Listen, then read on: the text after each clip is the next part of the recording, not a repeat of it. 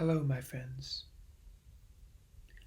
This is SMAM Lessons, a channel where we talk about, listen to, and review music. And I hope you are all doing exceedingly well on this fine day.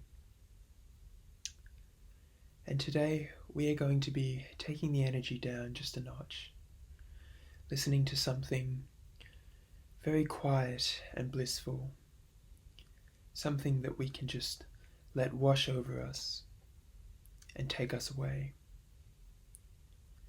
Today, we will be listening to KHRUANGBIN's The Universe Smiles Upon You. So, first of all, thank you so much for all the views and the likes and the subscriptions that came off the last pair of videos, which are the two two-pack videos. I really appreciate it. They all got a good reception. Thank you guys so much for watching. And yeah, I'm just excited to get straight back into it at this point. And today, as you know, I explained just then, we're going to be doing something a little bit on the more obscure side of things. So not, a huge groundbreaking album. This is an album that was suggested to me by the same friend that suggested the Sweet Trip album and I believe the Dern Kala album too. So it's this should be a new series my friend recommends. But yeah, so we're going to be listening to an album by the band KHRUANGBIN, who I've never listened to any of their material. I know some of the basics. I know it's very chill music, very laid back, exceedingly popular in recent years too. They've got a huge fan base, especially with their last album, I know, but today we'll be listening to their first album. So, I've been told this is an album of delightful sort of neo-psych, quiet music that sort of straddles the boundaries between like folk and rock, somewhere in that little border region there, which I think is a fantastic conceit. And I've heard the elements of like some shoegazy things here, maybe even some slight jazzy influences for fans of like Mild High Club and Softer King Gizzard, all of which really appeals to me because I'm a fan of both. So yeah, so that's what we're going to be doing today. Also, I hate to do this, but I've seen other YouTubers do it, and it's particularly egregious in my case. If you look at how many people watch these videos that are actually subscribed as compared to not subscribed, it's pretty pitiful. I think it's 96% of the people that watch my videos are not subscribed. So please change that, guys. If you like this video, if you want me to keep doing content like this, subscribe, turn on the bell, do all that good stuff. Let me know in the comments what you'd like me to listen to next. And without further ado, let's get into it. So before we get going, I've done two things actually. So before we get going, first of all, I've had some problems with copyright strikes on my channel recently. So I'm going to be including this little bit in the video, whether it gets, some of the songs get cut or not. If they do get cut, this video gets taken down, I'll re-edit it, and unfortunately, I'll probably just be skipping the songs themselves. So you'll see my directly before and then directly after the song reaction, which, sucks. What can you do? I'm still looking for ways to sort of get around that or, deal with that as a small content creator, but that just comes with the territory. Second thing is, I've had some feedback. Thank you for the person/people that have given me this feedback. To try and be a bit more brief with things, be a bit more concise, maybe use some more editing. So I'm going to do that in the future from this point onwards. So I'll keep the full song clip if it's not blocked, but my commentary afterwards might have a few more cuts, and things might just be, cut down a bit more than you're used to. So that's totally okay. Let me know if that is something you like, want to see in more videos, or if you'd prefer to go to the uncut style. So the album is up here. It's on the shorter side of things, so I think it's less than 40 minutes, which is a sort of a novelty with my channel recently because I've done a lot of very long videos. By the way, here's a behind the scenes fact for you. I filmed a reaction to Double Nickels on the Dime by Minutemen, which is a fantastic album. And unfortunately, like a lot of the files on it got corrupted, so I tried to upload it. So that's actually the video that came after the 2-pack one, and that was meant to be up, but a lot of the files got corrupted. I do not know why. I think it's just a problem with my laptop storage at this point. So that's going to become one of the great pieces of lost media of this channel. So anyway, what can you do? But yeah, so we're with this album now. Yeah, so everything's on the shorter side. We have one quite long track towards the end, but it's only 10 tracks long. Some around the 2-minute range, most in the 34-minute range, something like that. And yeah, I'm excited to get into it. So my main thing with this album, I'm gonna hope that it's really like interesting. Like as long as it throws really interesting melodies and production style at me, I'll really dig it. Because the problem with me with this style is that, when you're just going for soft, laid-back production, things you can get really like disinterested pretty quickly. So my platonic ideal for this album, and just for a softer album like this in general, is to match that chill, effortless vibe with some really good songwriting. So fingers crossed they do that. My friend loves this album, so I trust him. So I really hope that I do love this. And let's just get into it. So 10 tracks. First track is called Mr. White. 4 minutes 58 long, so coming up on 5 minutes. Assuming not a Breaking Bad reference. I haven't actually watched Breaking Bad. I need to get around to that sometime. I'm really behind on the TV game. Are you excited for? I'm watching the new Survivor episode tonight. It's going to be good. Anyway, complete divergence. Let's go. So this is track 1, Mr. White. Fingers crossed this album is chilled, blissed out. Really fascinating goodness. Let's go. And I'm going to just adjust the volume before I do. This is track 1, Mr. White.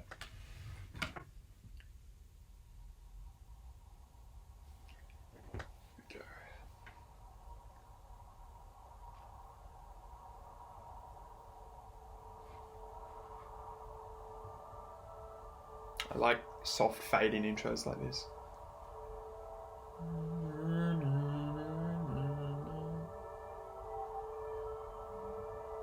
Okay, we got some backmasked stuff, very spacey. Starting that feel off really strong.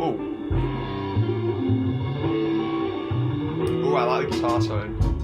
Oh, tight drums.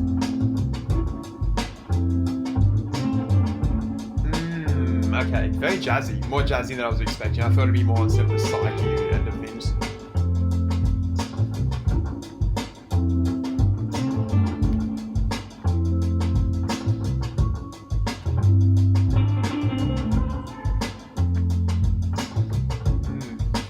Love the quite funky soft beat there.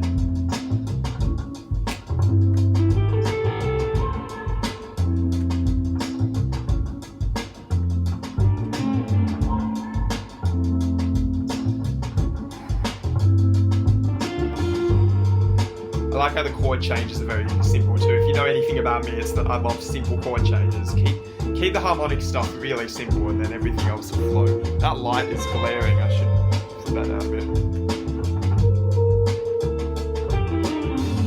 Maybe like that could help. Maybe. Yeah, it's gonna stay no matter what. Just gonna look like I'm eating a halo or something.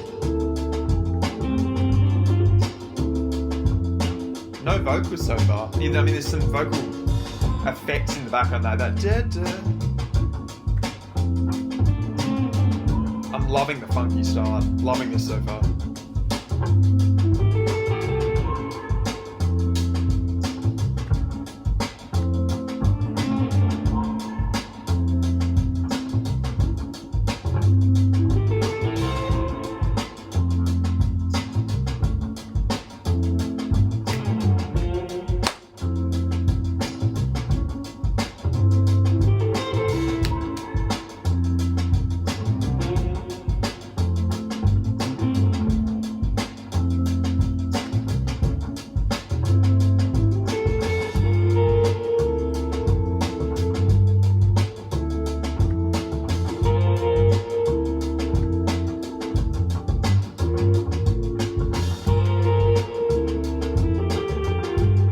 Oh, I love the guitar tone. So spacey.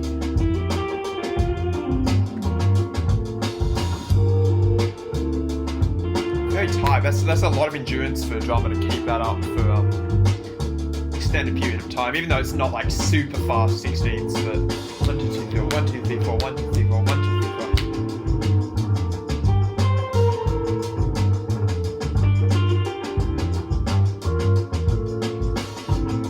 There's just little tasteful jazzy chord changes, but it's not dissonant in the way a lesser musician would make it.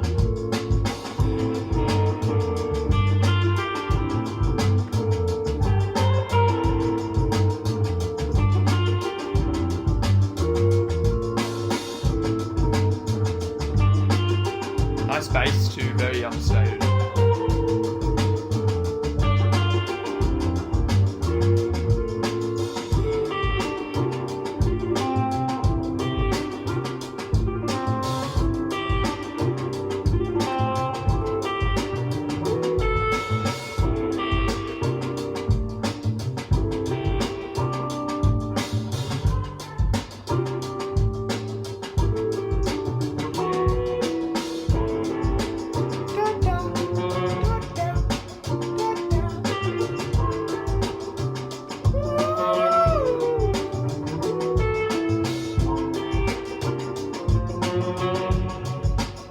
Got this like sort of slow push forward on the guitar sound, which I quite like.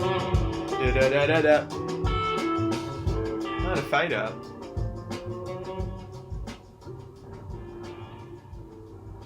Oh, we got a transition into the next track, which my player will automatically pause, so I don't have to worry about pausing it to give commentary on track 1, which is called Mr. White. So I thought that was really nice.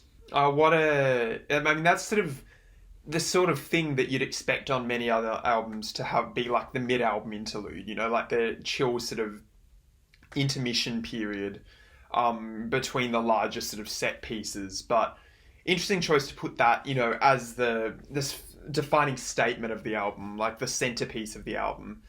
I think it's a bold choice. I think it's actually a really good way, though, to get yourself fully immersed in the album's mood and vibe. And make no mistake, so far, this album, and judging by that track, this album seems to be all about just vibe.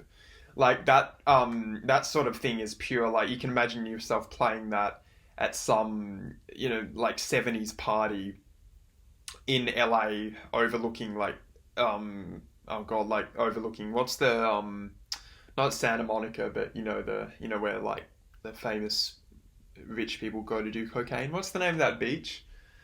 You know what I mean. That famous beach in LA where it's just like you're watching the sunset, or you're out on a yacht somewhere, like 100 yards from shore, and you're just, you know, sipping champagne and watching the sunset. Like, that's just pure chill 70s/80s California hedonism bliss, and honestly, I love it for it. I love that there was nothing jarring in any way to take you out of the vibe. It was just there the whole time. Like, it was just 100% pure vibes. There are no jarring chord changes. The chord changes are really simple, so it was mostly just 2 for the majority. That harmonic movement, very simple, very effective in what it does, which is just to put you in this sort of hypnosis. And there were some interesting sort of chordal things going on in some sections, but for the most part, kept it simple, groovy, and hypnotic. I love that. Again, if you know me, simple chord changes, simple things on the harmonic end of the spectrum is what I like. Like, that's all I like. In fact, most of my music listening is honestly made up of songs with 1 chord, because my baby brain is too tiny to comprehend anything more than that. So I love that for that song. Really inspired choices. You had some light sort of jazz flutterings on the keyboard. Really effective decision. Again, it didn't overpower the general melodic sensibilities or harmonic sensibilities of the track. It just acted as a nice little counterpoint to what the bass and the some of the guitar parts did. Speaking of that guitar, I love the tone on that guitar. This really effortless, laid-back soloing perfectly captured that beachy, chill California vibe. And just amazing. Like, it sort of sounded like a sustain effect, but I know it wasn't. But it had this like clear ringing, distorted, but not like this abrasive sort of angular distortion. It was this very smooth, creamy sound. No delay or very little delay. Little bit of reverb, but not much. And I think that perfectly complements the track. And just, you know, that track was all about little details. I love the 16th note, almost like 60s sort of soul-inspired breakbeat. I thought that was a really inspired choice. Kept things simple, flowing, groovy, pushed the track forward without giving it a sense of hurried sort of urgency, you know. So that was fantastic. Bass line was great. I even liked that little da-da vocal sample that came in parts. Everything about that track just washed over me, but not in like a forgettable way, like in a good way. I think that absolutely achieved what it was trying to achieve. And honestly, it bodes really well for the album, because I'm in, like, not every album has to be this, thoroughly through composed, like, masterwork. Sometimes you're just in the mood for vibes and moods. And that track was all about vibes and moods. Didn't reinvent the wheel, but it captured that sort of hypnotic feel perfectly. And, we judge albums by how well they succeed at what they're trying to do. That succeeded 100% at what it was trying to do. My one wish for this album going forward is that it doesn't try and overcomplicate things, because that's my greatest my greatest fear in music is that it pulls the Don Cab and it just tries to go way too complicated way too soon. So I hope for some more vibes with track 2, which is called Two Fish and an Elephant. Another very sort of irreverent, psychedelic and quite ambiguous track title there. That sounds like a Dr. Seuss book or something. 3 minutes 33, very short, much shorter than Mr. White. Let the vibes overtake me. Let's go. Yeah. Love how tight the drums are produced too. The snare is just crisp.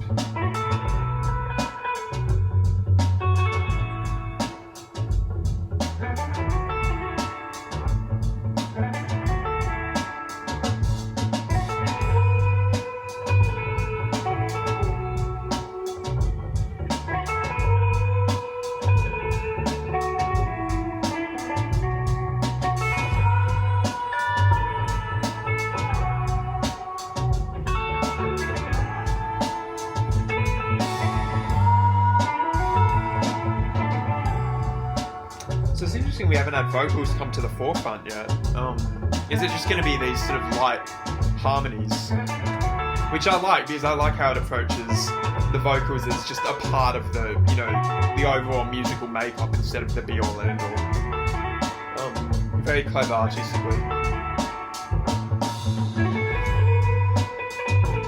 Not as enamoured by the chord changes in this one.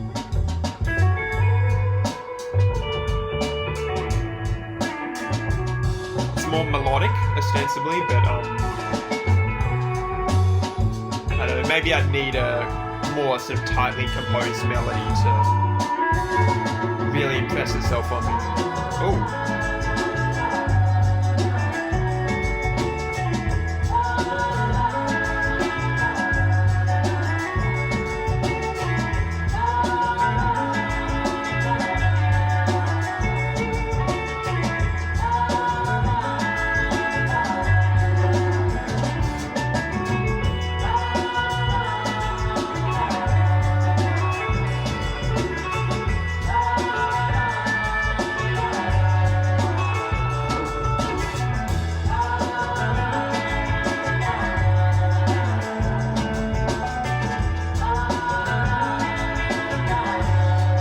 Not as good as the first track so far.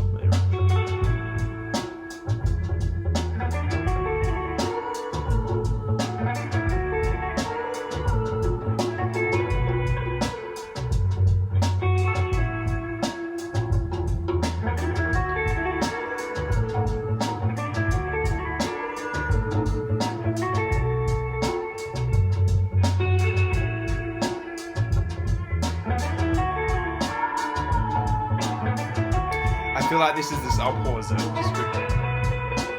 I feel like this is the sort of thing you do need to listen start to finish and without gaps between tracks, just so it really comes across as, not a collection of 10 songs, but just as an overall mood. So that sort of goes against the vibe of the whole, reaction channel thing. But what can I say? We're against doing what's right, and we're all about going against our best interests. I don't really like the.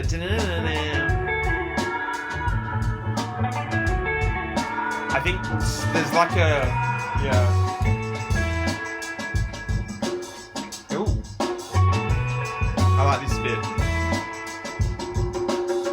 Huh. I like the conga.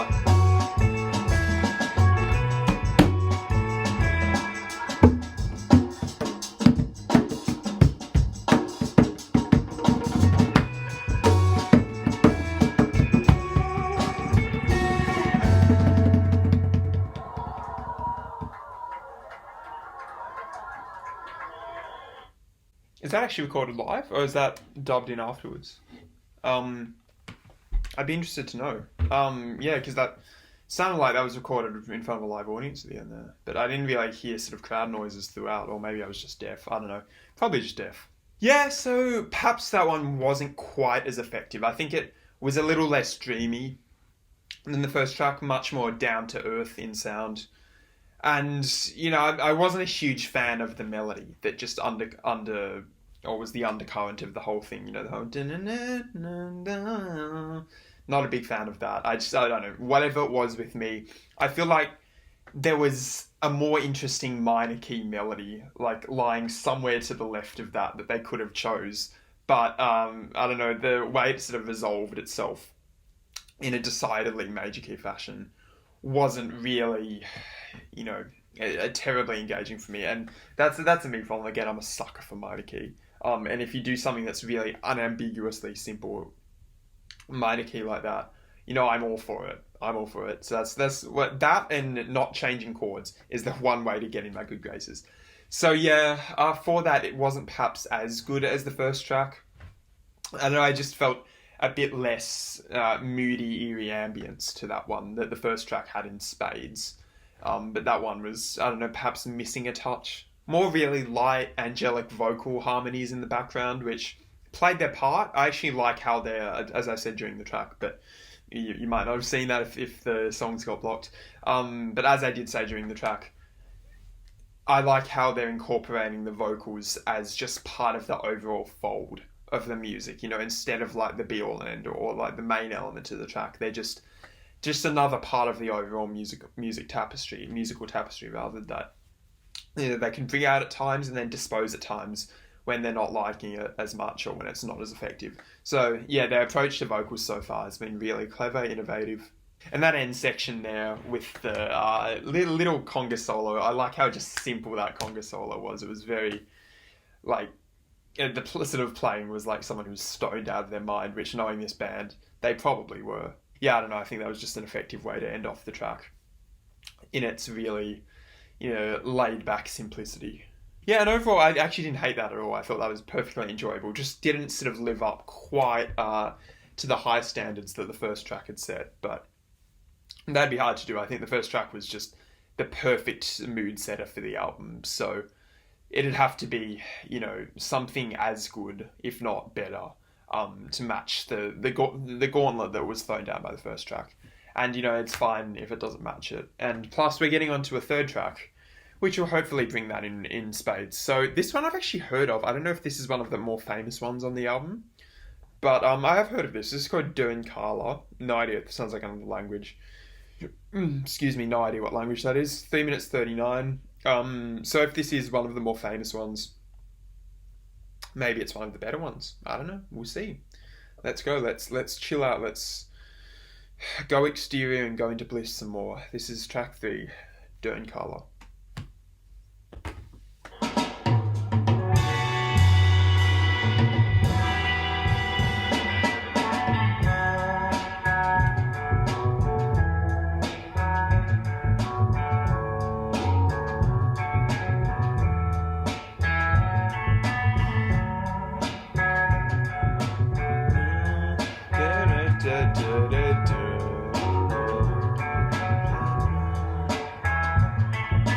Yeah, I can hear the audience there. I wonder if this has been recorded in front of like a group of their friends or something. I mean, it could be a live recording, I have no idea, but I haven't heard as much, so.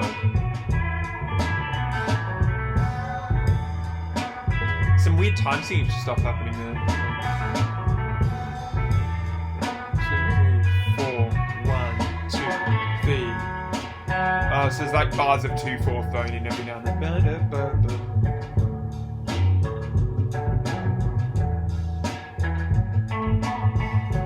not enamored by where that melody goes down to, but the way it comes out is quite nice. I like this bit. I like that little ascent out of the depths of the lower range. Oh.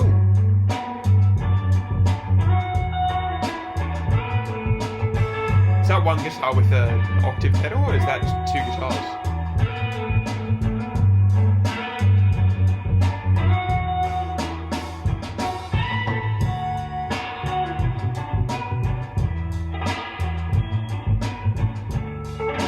Is that percussive crack?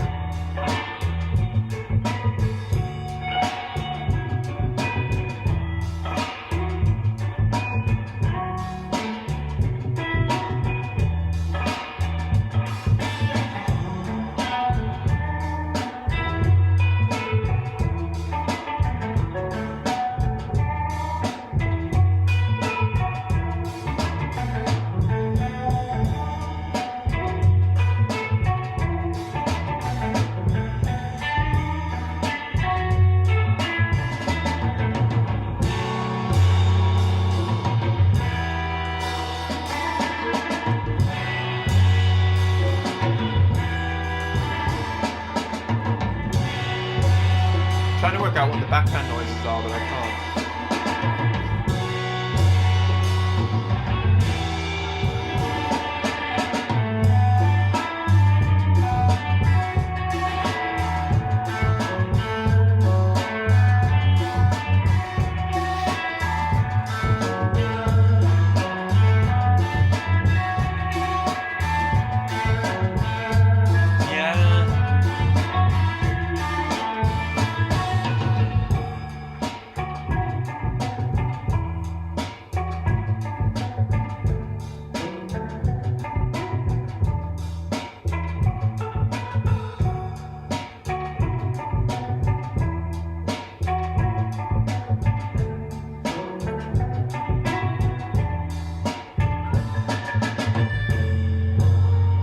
Whoa, that's not harmonically pleasing. Oh dear. Yeah. Sounded like applause there towards the end. This is definitely in front of a live audience. Yeah, I think this is definitely in front of a live audience. Okay, so, I mean, I think your mileage with that track is very much going to vary based on how much you're sold on that melody. So the guitar melody,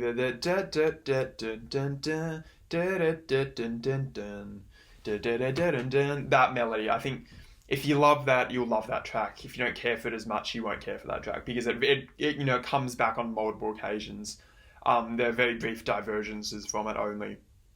It feels like it's putting all of its stock on that melody. And I think it's alright. I think it's better than the melodic sensibilities of the second track. Not amazing or anything. Again, you know, I think, I don't know, for the vibe they're going for, I would have preferred a nice sort of minor key melody, but, you know, coulda, woulda, shoulda. Yeah, sometimes I think with this style of music in particular, major key sometimes doesn't work. That's just a me problem, though. I mean, this track's obviously popular for a reason. Many people love it. And, you know, my ears are just almost always tuned towards the minor end of the spectrum. So, you know, what can you do? But, yeah, the melody definitely wasn't objectionable at all. As I said, I liked the way it sort of rose out of the melody. You know, the ascent, the end of it was really good. I just think it just started a bit clunky. Like, I don't really like how it went. I think that was a weird place to land. But yeah, you know, that could have been much worse. It's sort of weird. It's weird with this album, particularly in the last two tracks. The first track was just bliss. Like, there's nothing I could have said to take away from the first track. The first track was, you know, pretty perfect. But I know the last two have felt this weird sort of thing where they're some of the most theoretically uncluttered music I've ever heard, but at the same time they sort of feel, I don't know, some of the songs feel in part like really sort of just busy and like even a little bit cluttered, even though in theory they very much aren't. Like, I got that sort of, especially at the end there where the drums started to kick into the pattern there, and we suddenly we got a lot of tambourines, and the bass was doing one thing, guitars were doing other, and it felt a little bit just busy and sort of broke my immersion a little bit. I got a similar vibe to the second track, and maybe you can sort of chalk it down to, it's their first album, and maybe they're just not as adept at like arranging things perfectly. But some of those busy, more cluttered moments where suddenly you have all these, there's only, and as I said, there's only like 5 layers on these tracks total, so it's super minimal, in the grand scheme of things. But I think when you have those 5 layers at once instead of doing very different things, I think that breaks you out of the immersion just a little bit. Like, I think it's less chill than it possibly could be at points. And granted, to that track's credit, it did not feel nearly as messy as the second track did. Not that the second track was this, big Mars Volta-esque, wank fest. Like, far from it. It's about as simple as rock can get. But I think it had something to say more than the second track did, whereas the second track felt quite transitory and fleeting. But at least you sort of got the sense, okay, here's a melody, we're gonna run it into the ground. We like this melody. We hope you guys do too. And I like how it actually had something to say, and it sort of felt like it had a decent, anchor to build itself around. So that automatically puts Dern Kala above the second track for me. And, as I said, there's some things that could be improved, I think, in the arrangement, the instrumentation, etc., the way the layers are placed. But, small concerns, I still think that was perfectly nice. Even if it didn't, again, sort of quite match the gauntlet thrown down by the first track. It was fine. So we're going to keep pushing into Blisstopia USA with track 4, which is called Little Joe and Mary. I don't know why they used an ampersand in the name of that track when they used just the word "and" in track 2. That's weird. But yeah, Little Joe and Mary, 5 minutes 8, so actually longer than Mr. White, and I believe it could be the second longest track of the album. I don't know, I hope the vibes are a bit more, evocative than the past 2 tracks, and more like they are on track 1, which is just pure spacey bliss. So, I mean, it could blow me away with a fantastic melody, but if it doesn't, I'm just hoping for pure vibes. So send me into space, KHRUANGBIN. I have no idea how to pronounce this name. Is it KHRUANGBIN? I mean, I just say KHRUANGBIN, but I don't know, it's a bit of a tongue twister. I have no idea what language that is. It sounds like it's Thai or some Southeast Asian language, but again, I have no idea. Let's go. This is track 4, Little Joe and Mary. Little Joe and Mary.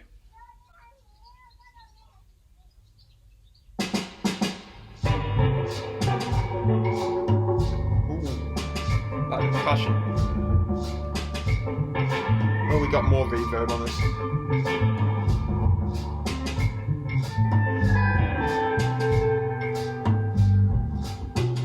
Is this double bass? Can't tell. No, I think it's electric.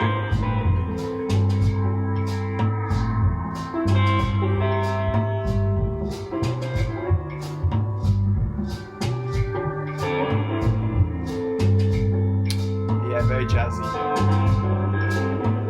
Reminds me of like In a Silent Way, you're a Miles Davis almost.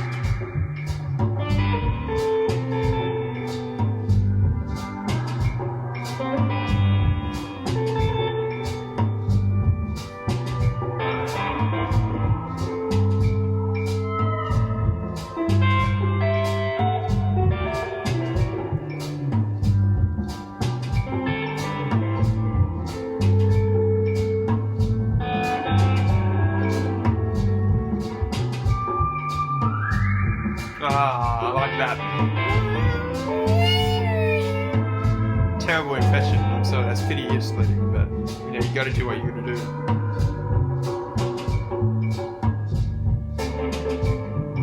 Very minimal drum work too.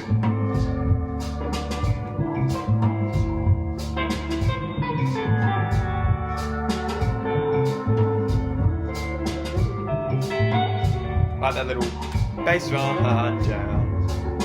Ba-da-ba-da.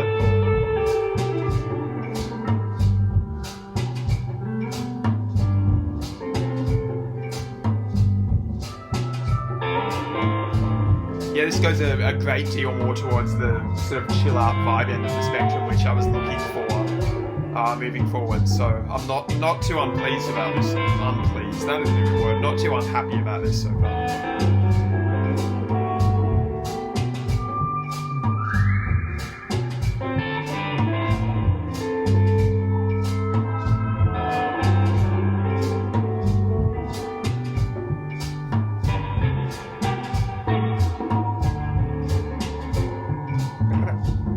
Like the little whatever those things are called.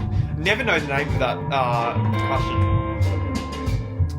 The little kick things.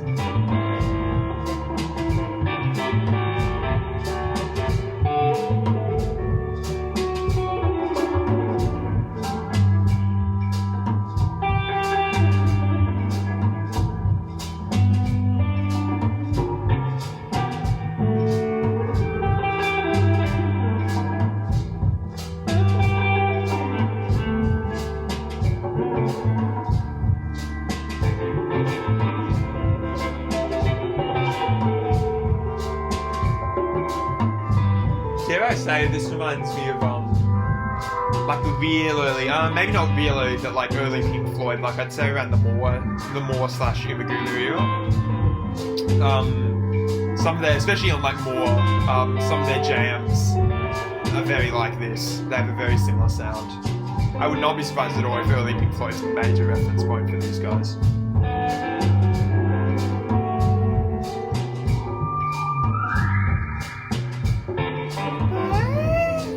Is this the most recent album I've done on this channel? Like this is what, well I don't know what year, so I think this is in 2010, so right?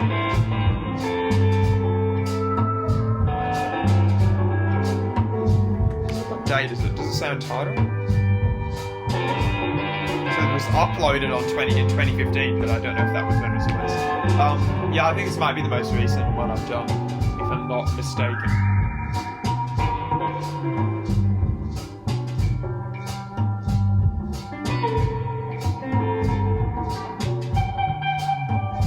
Very light tom work too.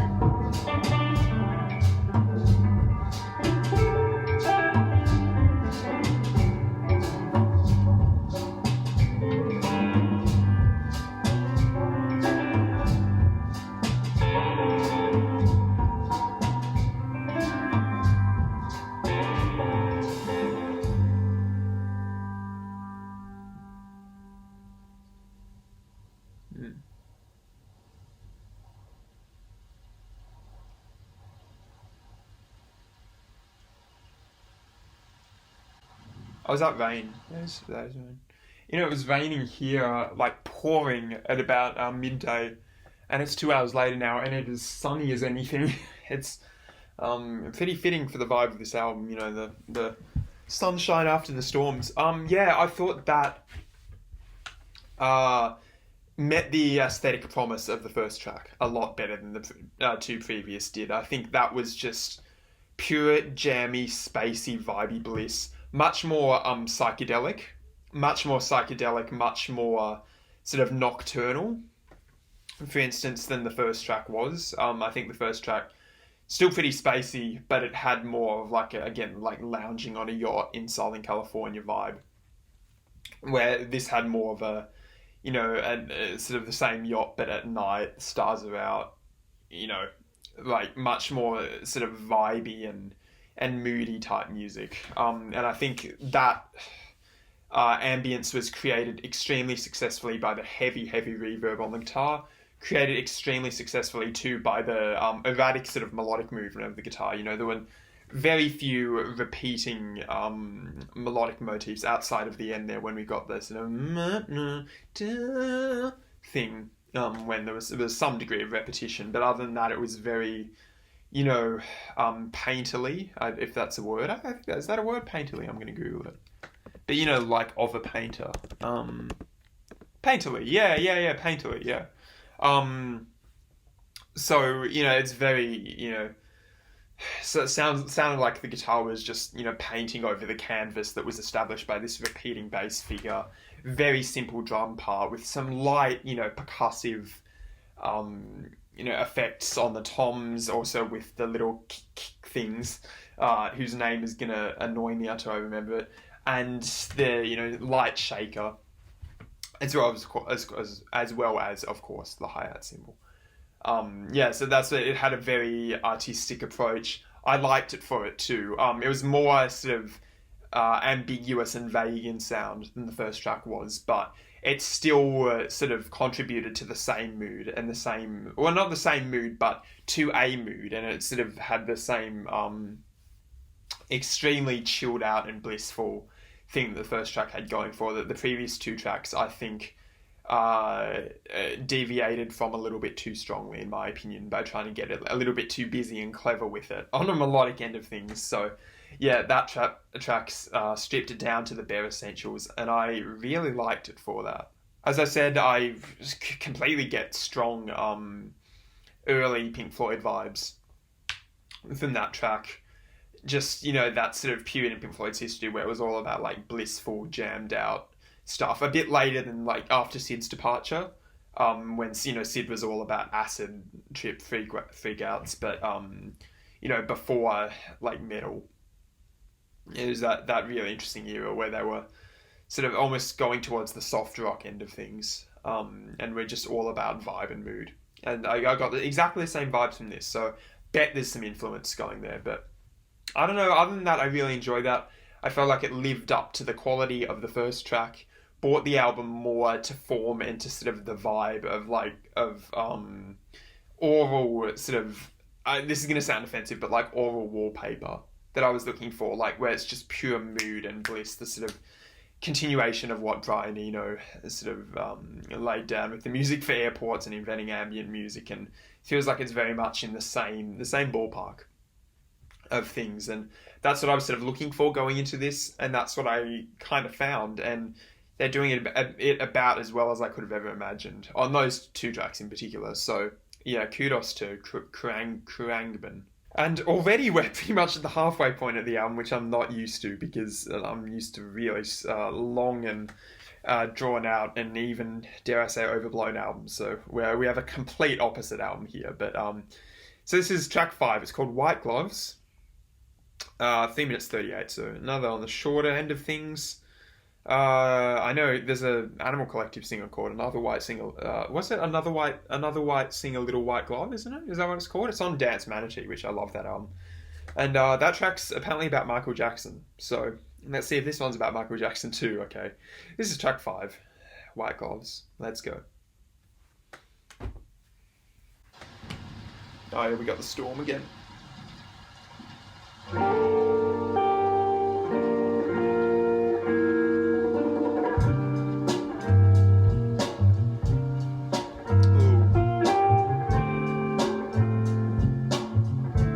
I like that bass line.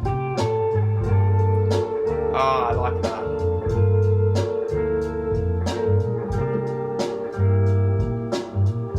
Notice how it's not trying to get... Oh, vocals, first time.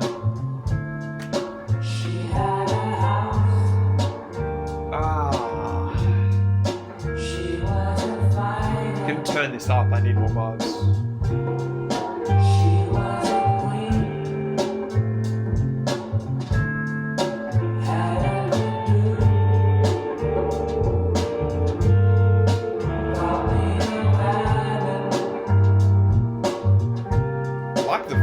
Vocals too. I mean, they're not incredible. Like, they're not technically incredible, but they fit the music extremely well. They could have screwed that up so easily, so I'm glad they didn't.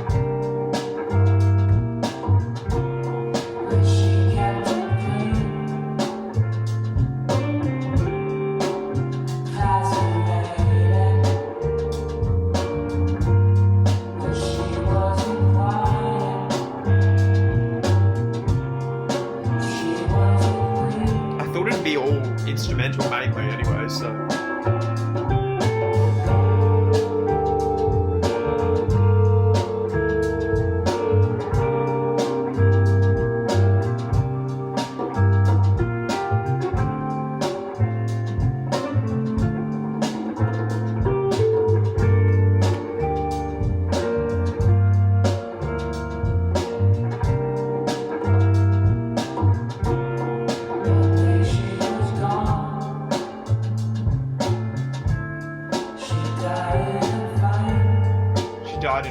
Fire or five?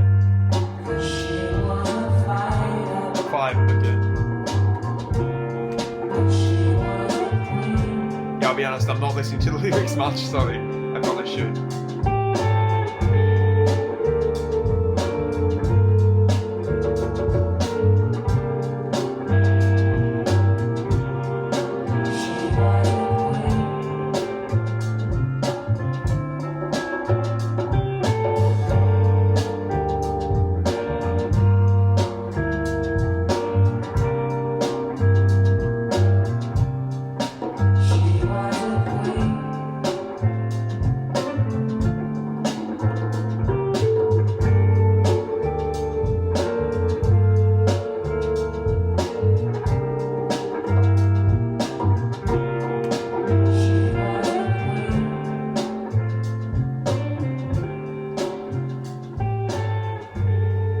I like how they're going for fade outs too most of the time. Well, not all of the time, but you know, because it's perfect for the chill, the bliss vibe.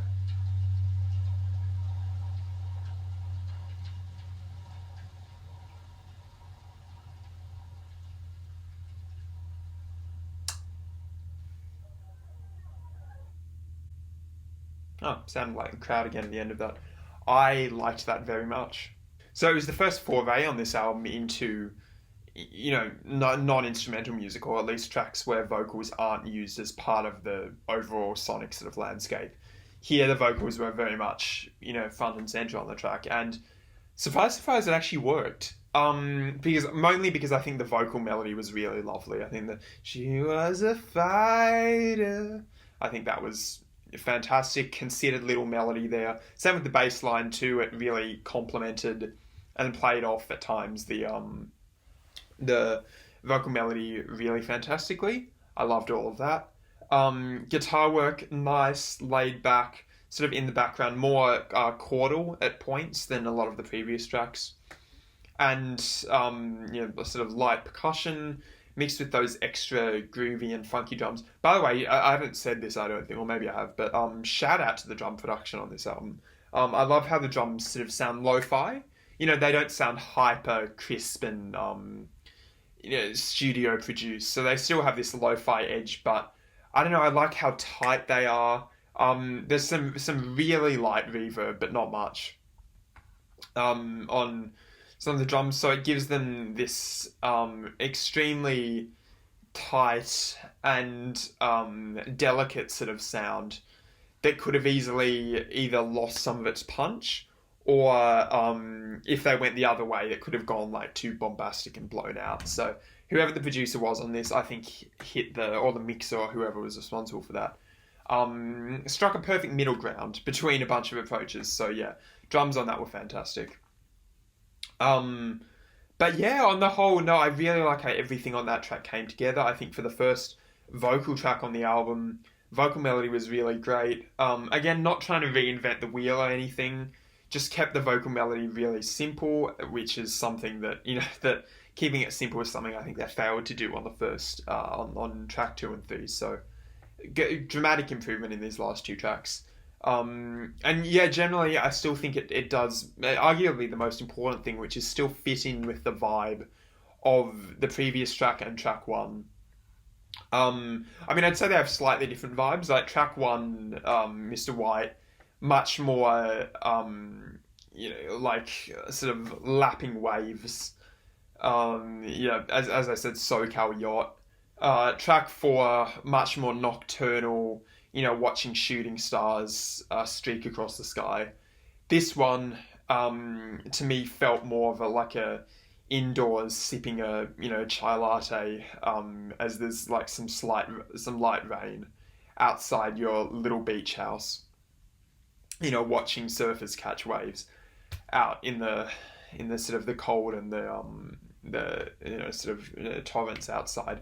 I think that's the vibe that I was going for. I think it really achieved it. And they all have, all those sort of 3 vibes have the same sort of blissed out appeal to them, but they're different in subtle ways. And I appreciate that those 3 are different in subtle ways. Track 2 and 3, in my opinion, didn't really have a vibe. I think, honestly, they just kind of existed, to be honest. I wasn't as big on them, even though I liked Dern Kala. I wasn't as big on them rather, as tracks in the overall fold of the album. So, what can you do? I think that was a really nice track, and I think I was sort of fearing the worst for this album, to be honest, after track 3, but the last two have really picked it up for me, so I'm excited to see where things go from here, but I'm really liking the overall vibe of this album going into the second half. I think it's really pleasant so far. And so now we're moving on to track 6, officially in the second half. This album's just gone like that. It's weird having a short album to talk about. Track 6 is called People Everywhere, parentheses, Still Alive. Quite short, so 2 minutes 39, so the shortest so far, and we have a shorter track following that, but I don't know, let's see if it manages to do something with its shorter length and still be an impressive part of the album. Let's go. Track 6.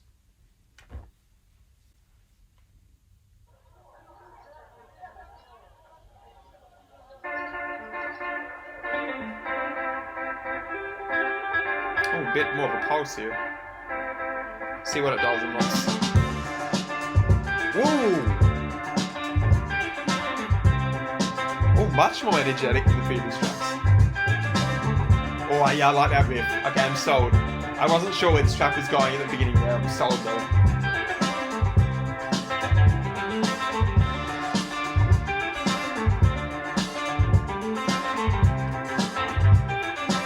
Oh, I love that descending. Better. I love that descending guitar line.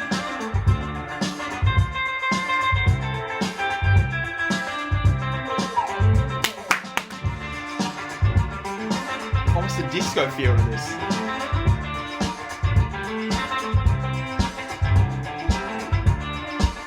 Oh my god, is the drummer playing? It sounds like the drummer's playing right hand the whole time. That's fast.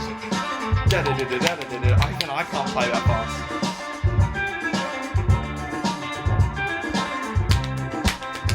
Oh, that's fast.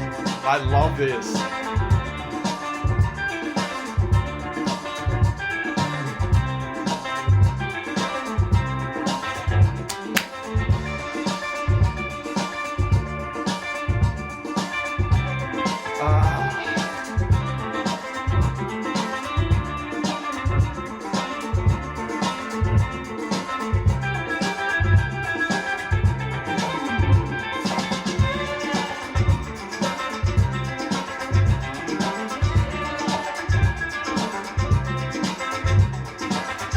The guitar on this is such a highlight.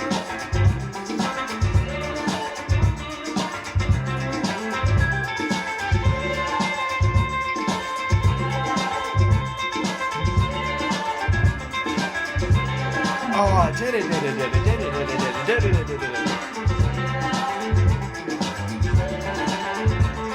Still alive.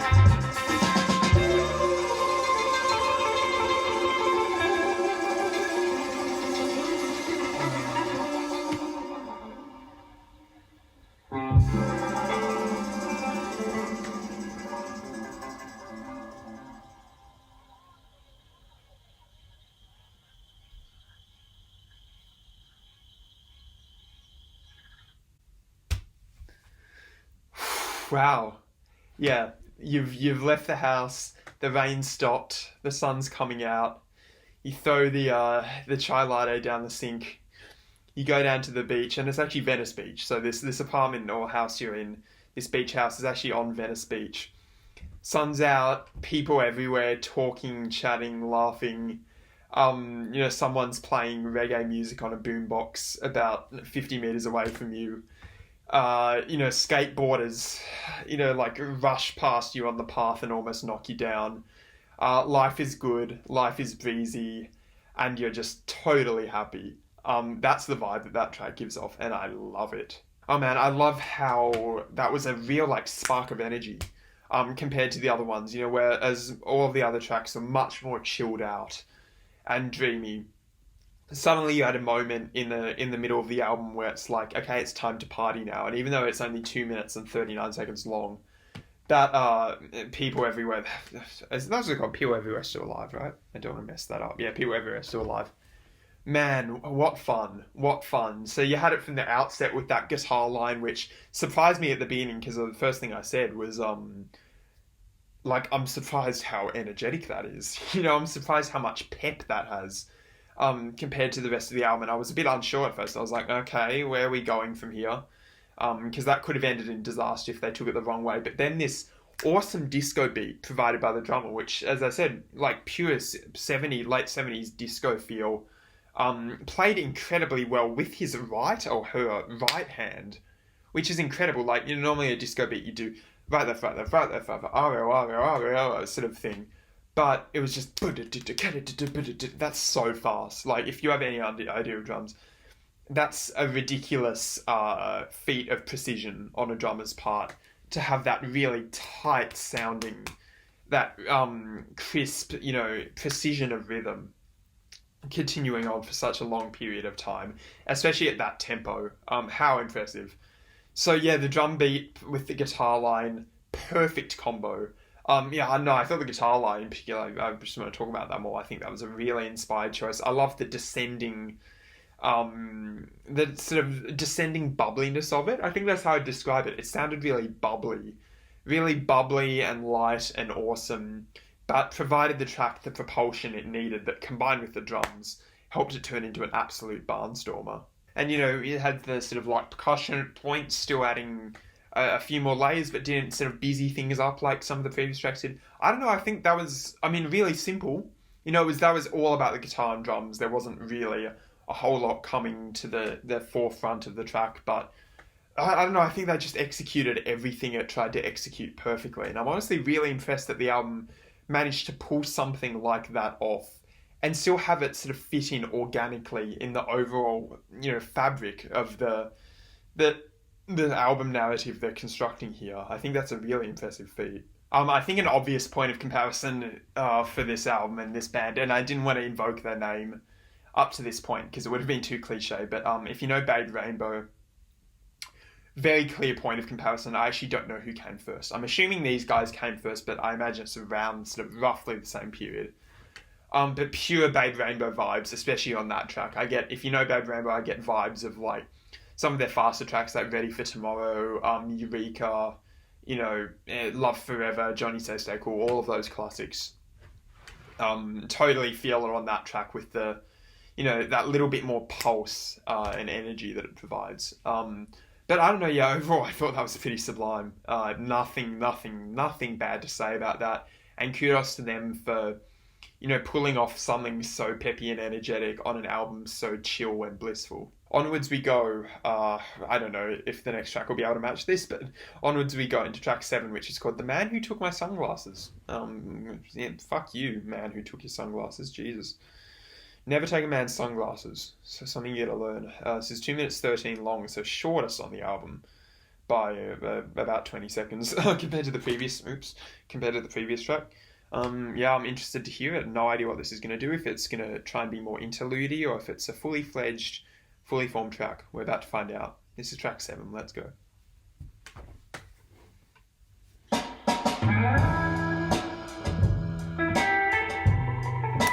Ooh.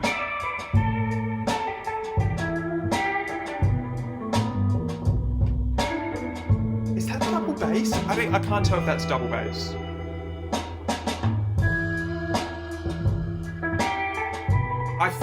I think it's electric bass, but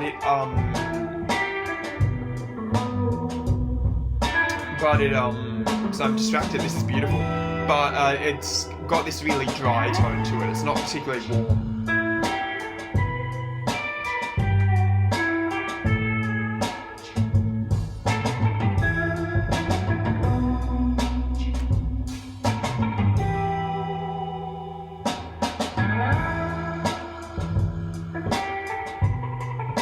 Oh, that This sounds I'll reserve my commentary for the end of the track. But I've got some shit to say about this. This is gorgeous.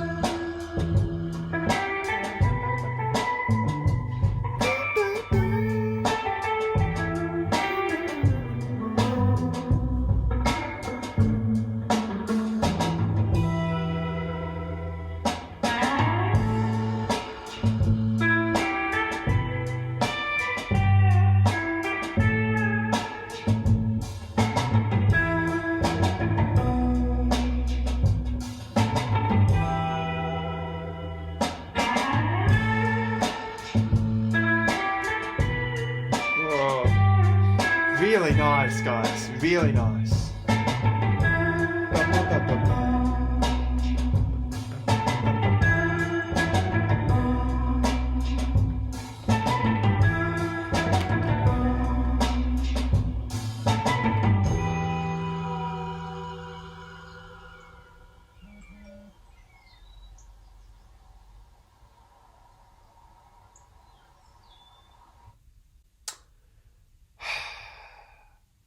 I loved that.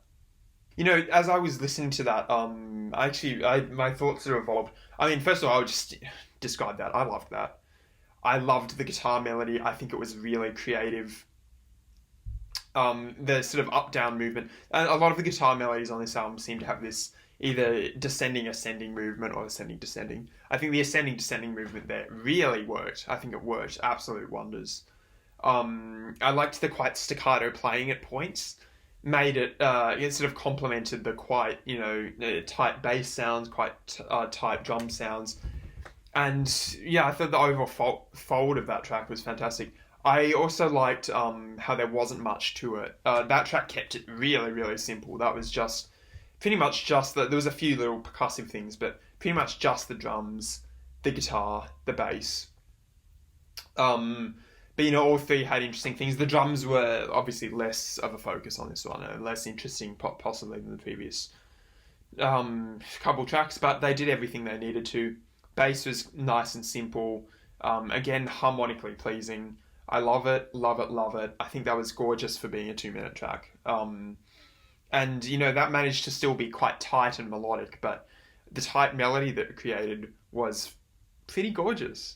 What I wanted to say though was, at first I thought the first comparison, I was like trying to think that melody sort of sounded very evocative. Yeah, the da da da da da da, especially the da da da, that na na na minor key. By the way, it's a minor key track, which jobless.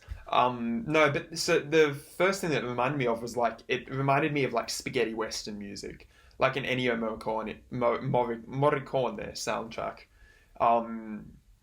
With the, I don't know, it was just the way the melody moved. I think a lot of his melodies are written in a similar way, with across quite a long, like a 4-bar period. You have these extended melodies that are repeated over and over, with a lot of that sort of go into a lot of eddies and dips and flows. So the vibe of that I got at first was, sort of spaghetti western music. But then as I thought about it more, the other vibe I got was, sounds very evocative of I don't know if this is intentional or not, and I don't know where this band is, from necessarily, but apart from they're American, but it reminded me of Southeast Asian music, from my trip to Cambodia, and in particular, it reminded me a lot of the style of music that was extremely popular over there. I don't know what it is about the scales they use. I don't know if it's a simple minor key thing or not, but I don't know. Just the vibe I got, very Southeast Asian, that melody. And another point of comparison that sprung out to me from that is the band Dengue Fever, if you know it. Quite similar to this in how they approach the guitars and drums and, melodies. So if you're a fan of this band, check out Dengue Fever. They're really awesome. But overall, that was another succinct, tight, extremely well played, very well written, vibey track. And honestly, this album has been on a real run of success from tracks 4 to 7. So I'm really excited to see where it goes next, really. And it's almost sad that we only have 3 tracks left. It felt like this is just gone in an instant, to be honest. But this next track isn't going to be gone in an instant, rather, because it's 6 minutes 13 long, and it's called August 12. Who knows what happened on August 12? I guess we're going to find out. 6 minutes 13. Thinking this could be a longer sort of jammy track. Fingers crossed. Let's go.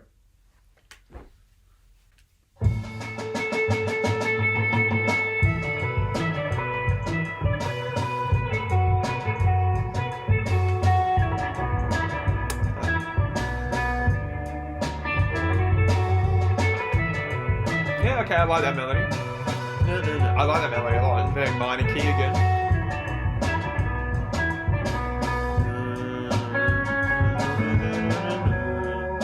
Oh, major chord, okay.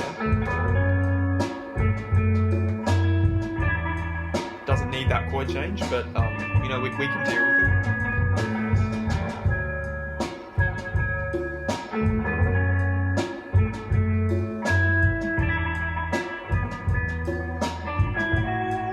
sounds like these sort of hammer-ons in the guitar.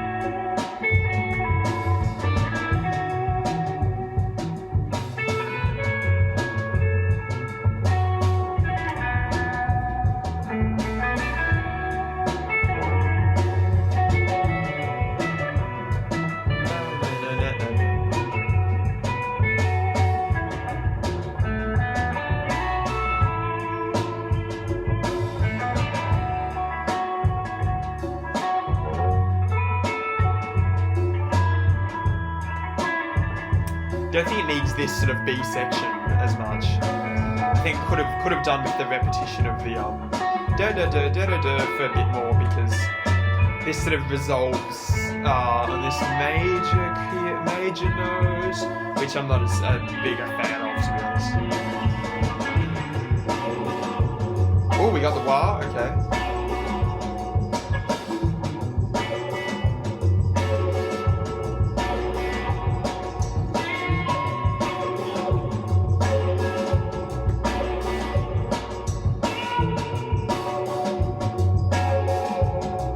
Love the debut of the wah.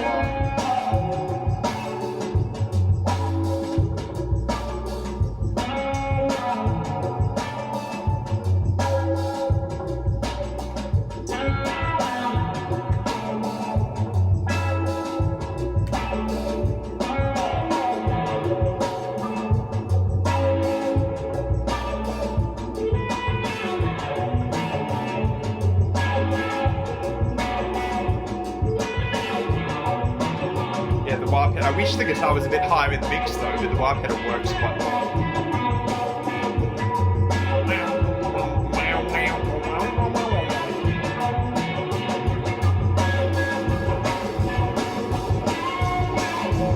Whoa, okay, I didn't think that pulse was going to be permanent. Oh my god. Whoa. Okay. Oh, we got a few sections going. Okay.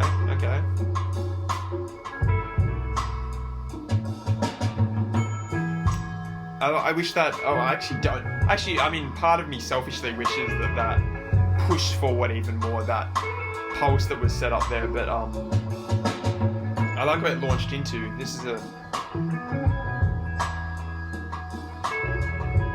sort of reggae feel.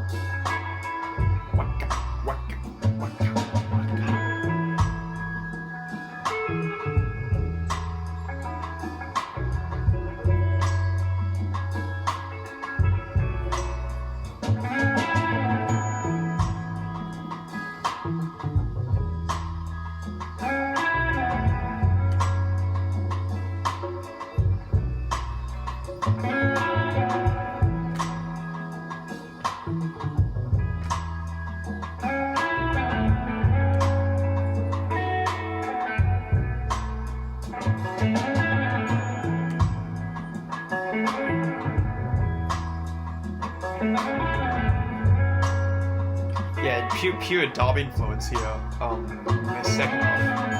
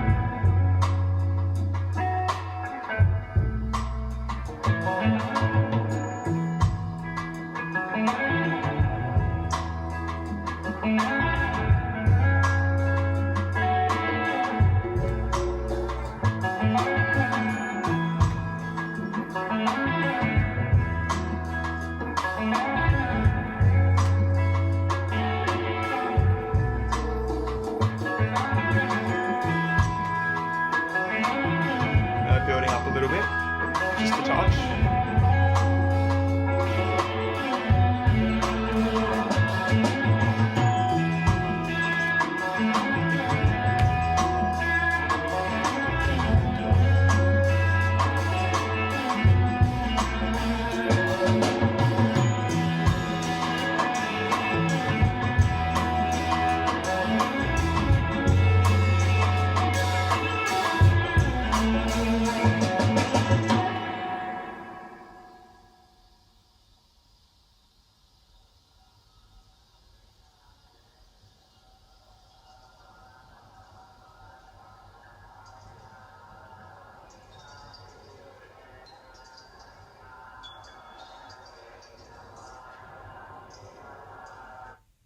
Well, that's kind of eerie at the end there. God damn, it sounds like some eerie chant or something. No idea where that's from.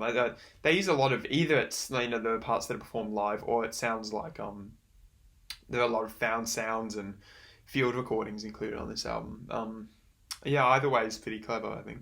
Yeah, so that one was a tale of two halves, that track, very much. So you had the first half, which is more tight and through composed, then the second half, which was much more, studio jam session-y. And I liked both to varying degrees. I don't think this track in particular reached some of the dizzying highs of the previous tracks, but it came close enough. I think it wasn't.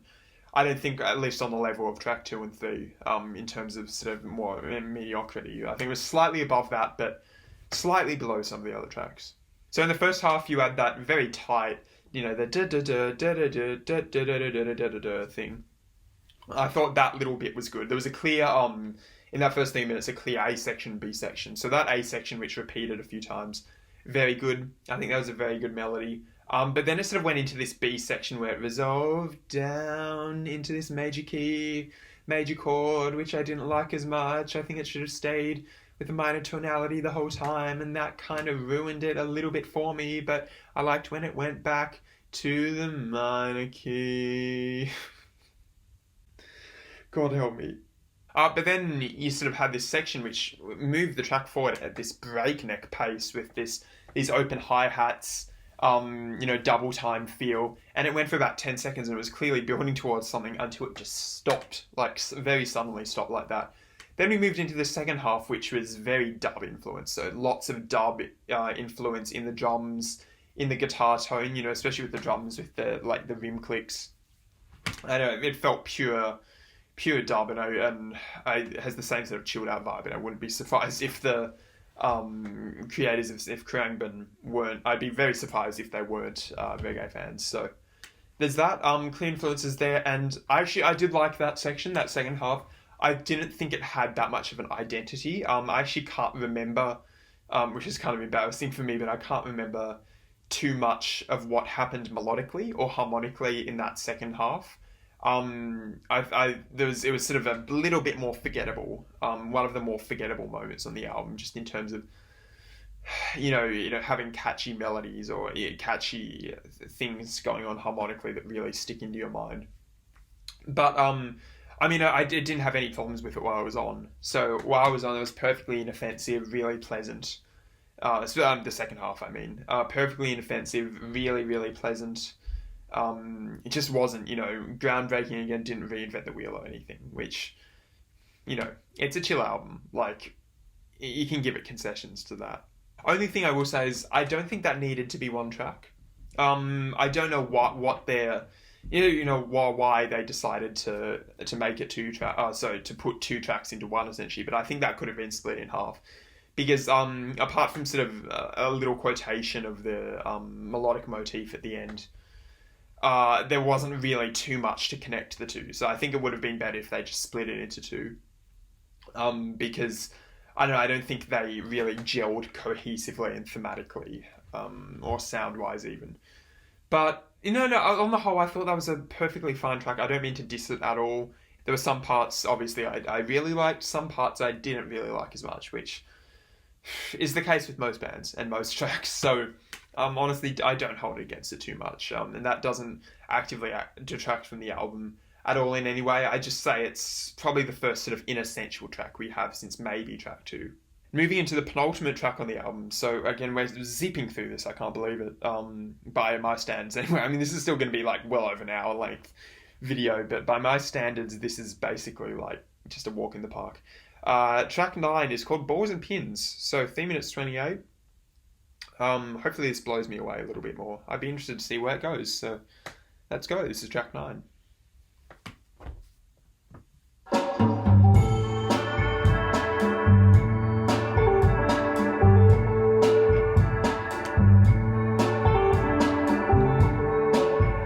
Oh, I love the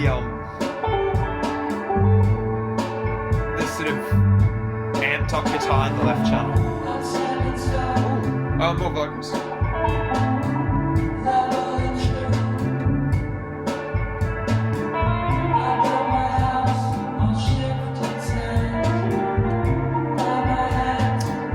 psychedelic, very overtly psychedelic.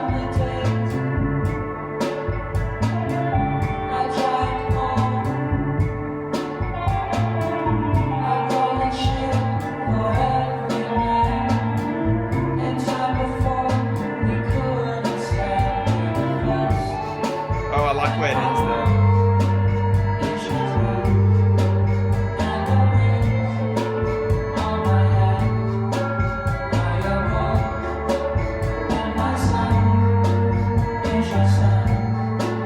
Very psychedelic. Pink Floyd comparisons continue, I think.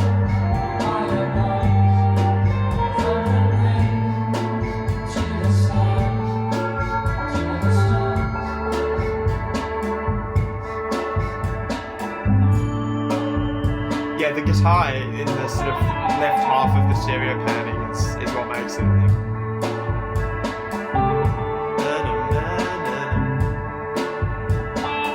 Might not even be guitar, it might be an amplified keyboard or something.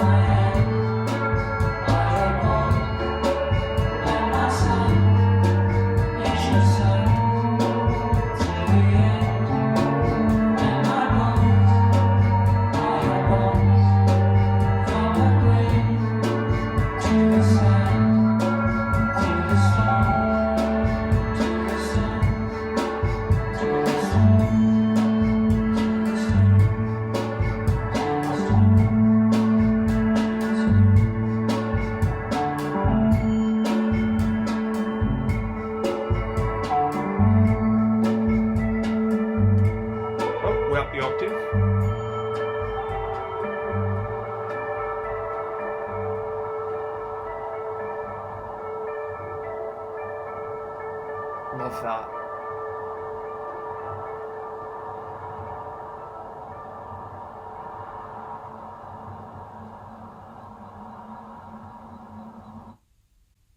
Yeah, field recordings galore. Yeah, I think I liked that. I think I liked that. No, I liked that. I'll be more confident. Fuck it, I liked that. But at the same time, that was probably the track so far that's been like the hardest to sort of make heads and tails of. I think, and this isn't, I wouldn't say, a particularly ambitious album. Like, you call it many things. Ambitious and experimental is not one of them. But I actually think that was the most ambitious track so far. In that it tried to do something very different to the previous tracks. And, also, indulge in some, not only different to the previous tracks, but indulge in some formal and production-based experimentation, which I thought was really neat. There's a lot to talk about there. So first of all, I really like how the whole track is anchored around that that moody sort of guitar line in the left side of the stereo panning, which, and no matter where the track goes harmonically, because the bass changed a lot, the chords changed a lot, but I liked how it just continued the whole way through unchanged. So you always had a sense of home, where harmonic home was, in the form of that little guitar ostinato in the left channel. I like that. It always felt like there was sort of an anchor and an undercurrent of stability, underneath, going underneath a sort of unstable and constantly shifting track. That whole thing was sort of like quicksand in how it was approached and the progression it had. So, I don't know, I found that really interesting. Vocal melody was really good. Again, lots of sort of interesting chord changes, like the da-da, da-da, da-da, and the bass went along with it. So that's interesting. I think that worked better a lot more, even though it sort of, as I said, went into sort of major key places, which ostensibly I'm not as big a fan of as a music trope. But In this context, I think it worked very much so. I don't have any problems, honestly, with where that went melodically and harmonically. And plus, I really like how everything sort of sounded like hazy. And I think it was in no small part due to that guitar line, but I think hazy is a really good way to describe it. Everything sounded like it's sort of obscured in a thin film of like cigarette smoke or something. That totally felt like a really late night, like sort of marijuana den in LA this time. You know, you've gone home from your party at Venice Beach, and now you've met up with some hippies, and they're gonna like tell you about God and the new William Burroughs book and stuff. But that's sort of the vibe of it. Very hazy, very mysterious. It's like the whole track felt like it was constantly keeping a secret that it wasn't letting the listener in on. And frankly, I imagine how that vibe would have sort of varying mileage depending on the listener. I totally bought into it though. I found that really enjoyable on the whole. Only the second track with the vocal melody, which is good. I like how, reserved they've been with that. Kudos to them, honestly, because vocal melodies are, an easy way to carry a track, but they prove that they don't need it. But on that track, I think it really fit the vibe. Again, I couldn't really make out the lyrics, so I assume the lyrics aren't like an integral part of an album like this, where it's, where there are a lot of soundscapes and things like that. But on the whole, I actually quite enjoyed that. There's a lot to unpack there, and I think on repeated listens, I'll get a sort of more clear view of just how much I like it, which can be said about the album as a whole. Spoiler alert. I think I enjoyed that for the most part. And with that, we're going to make the curtain call on this album with track 10. So final track already. I can't believe that still. It's called Zionsville. 4 minutes 11. So take me to Mount Zion, KHRUANGBIN. Take me to the promised land. Take me to heaven. I'd be really interested to see how they decide to close off this album. Hopefully it's in the same sort of moody, blissful nature of much of the rest of it. I think it'll start off with sort of sounds of like waves in the ocean, which is a really good start, bodes well for the vibe of the track. So let's go. This is track 10, Zionsville.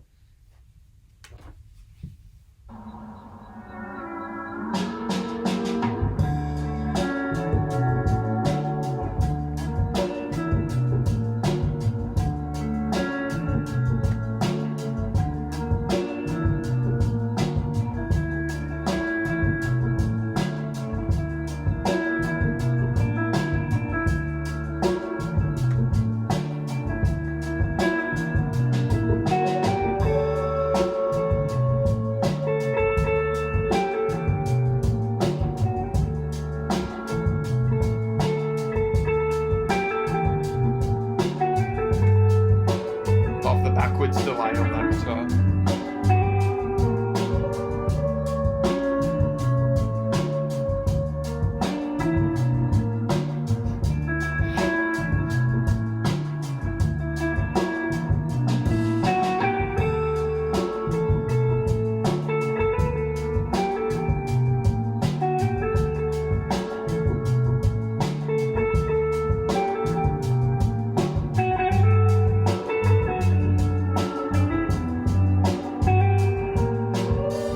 The drums sound produced differently. I wonder if this is recorded in a different studio or with like a different mic setup.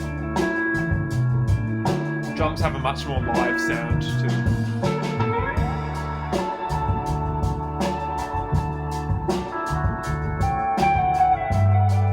Oh, nice guitar line.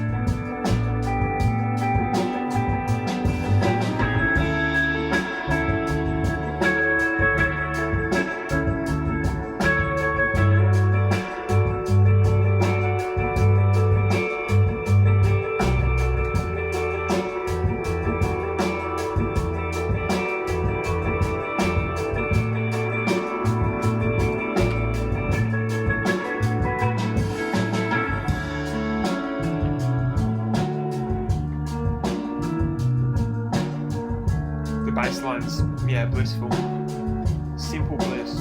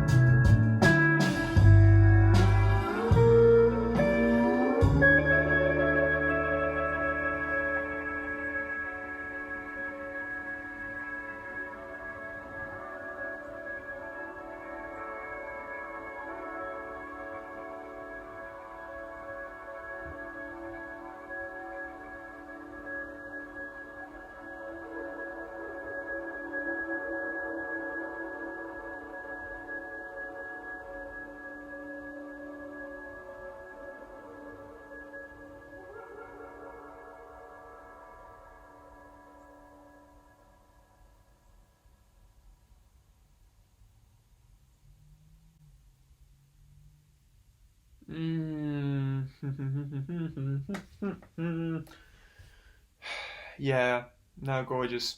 Not mind-blowing anything, but blissful, heavenly, meditative way to end off the album on a really sort of light and sublime note. And I'm like, it felt like that was sort of the answer to a lot of the questions of the previous track, and released a lot of the tension that the previous track had.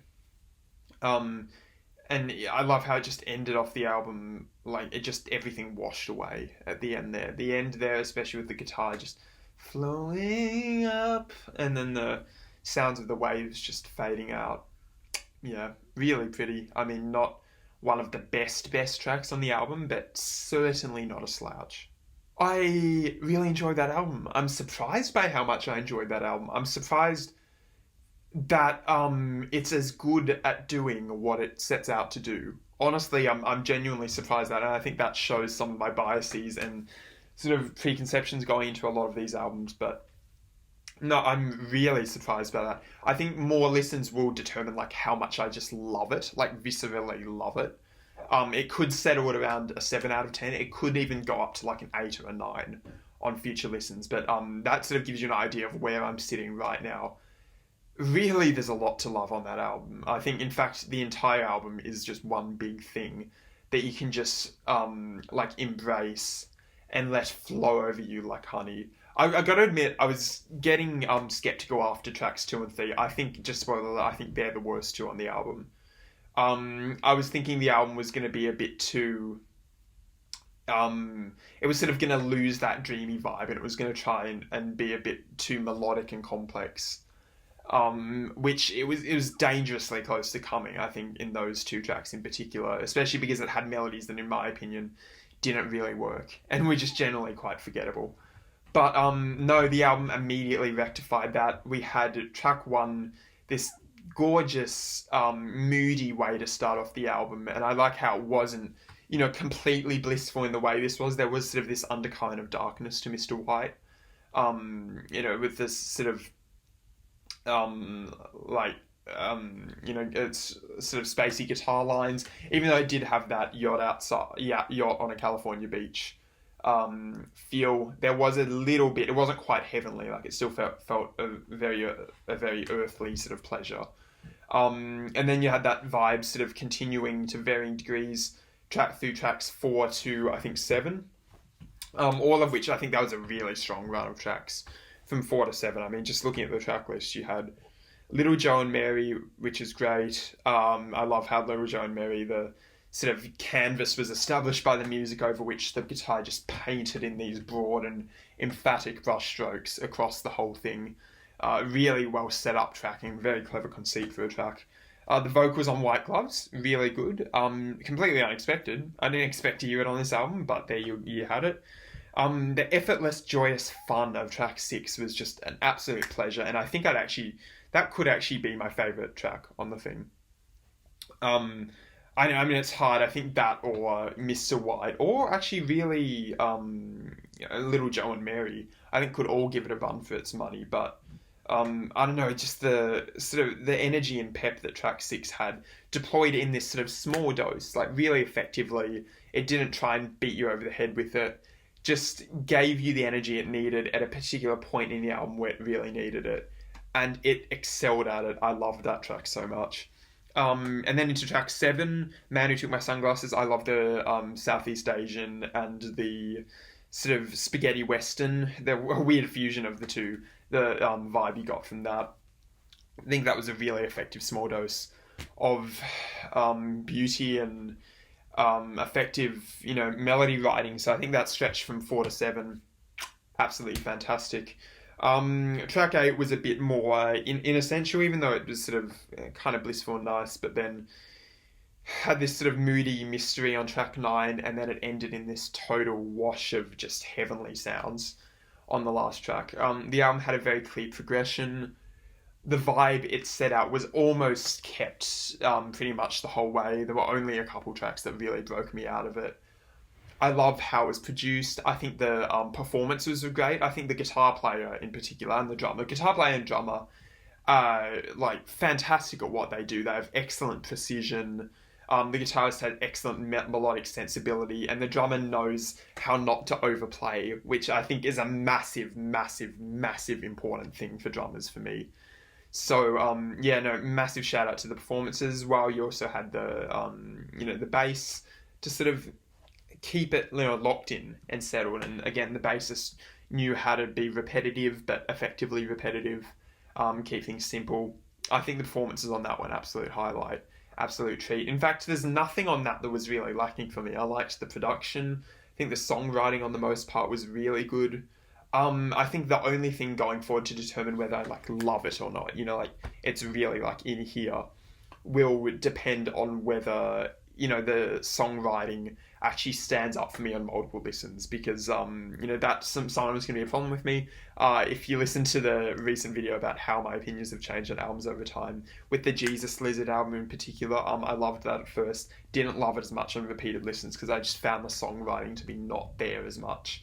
So I really, and by the way, a converse example of that is the Sweet Trip album, Velocity Design Comfort. Didn't really love it at first, got much better as time went on.